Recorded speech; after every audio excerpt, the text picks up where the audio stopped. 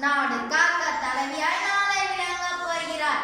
தித்திக்கும் தேன் தமிழ் திக்கட்டும் பரவட்டும். முத்தாய்க்கு என் முத்தான முதற்கண் வணக்கங்கள்.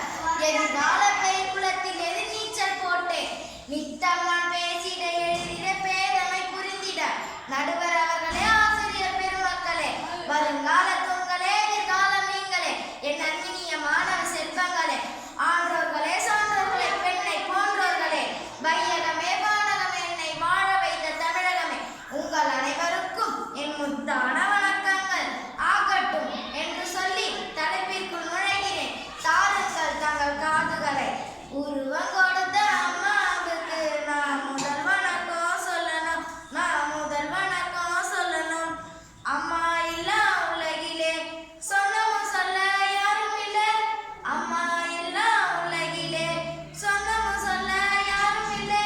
அம்மா தண்டையெல்லாம் நம்ம அம்மாவை பார்த்துக்கோ நல்லா. அம்மா தண்டையெல்லாம் நம்ம அம்மாவை பார்த்துக்கோ நல்லா. அம்மாவோட சிரிப்புல எதுவுமே பெருசில்ல. அம்மாவோட சிரிப்புல எதுவுமே பெருசில்ல. அன்னை தெரசா பாசத்துக்கு பக்கத்தில அம்மா பாசம். அன்னை தெரசா பாசத்துக்கு பக்கத்தில். இன்னும் எப்படி எல்லாரும் ஆச்சரியமா பாக்குறீங்க? நான் முதல்ல எடுத்தது பாட்டு பாடுறேன்னு பாக்குறீங்களா?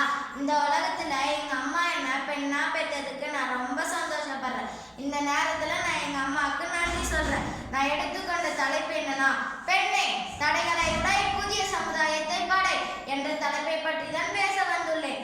அன்புருவாய் அமைதி பூங்காவாய் பண்பு பெட்டகமாய் தியங்க சுடராய் அழகு சிலையாய் போக பொருளாய் வரையறுக்கப்பட்ட பெண்ணின் அடையாளங்களில் ஆதி அடையாளத்தை மறந்தனர் நம் பெண்கள்.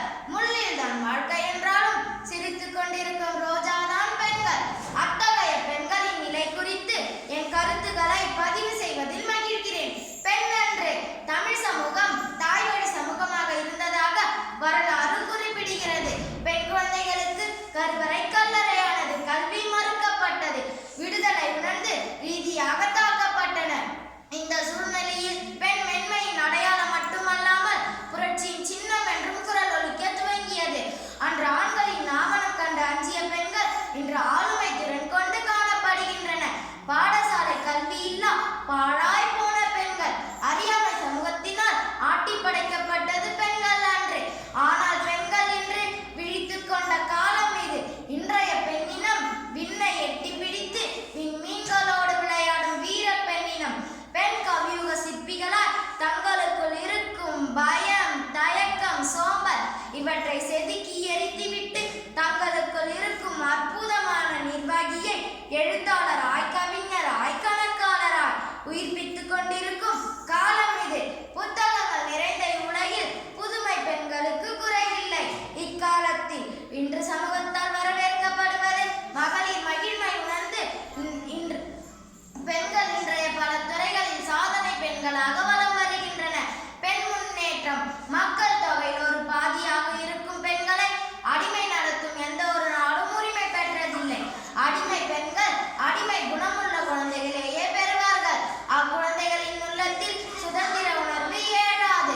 ஆனால் அடிமை வாழ்வு தொடருமே ஒழிய சுதந்திர சீர்திருத்த சமுதாயத்தை காண முடியாது. எனவே பெண்களுக்கு சம உரிமையும் மதிப்பும் கொடுக்க வேண்டும் என்கிறார் பாரதியார். பெண் கல்வியே சமுதாய முன்னேற்றத்திற்கு சிறந்த வழி என வழிகாட்டுகிறார்.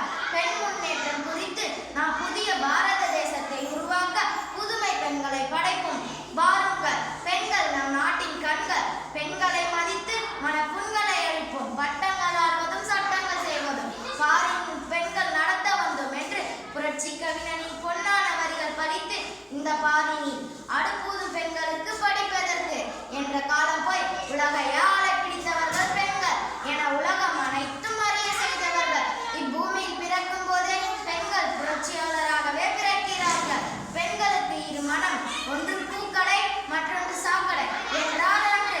ஆனால் பெண்கள் இன்று பிறக்கும் போதே சாதனை சரித்திரம் படைக்கவும் என காட்டவும் இடையிட்ட இடத்திலேயே வீர சமமாகவும் இலக்கொரு படியும் பூச்சிகளாக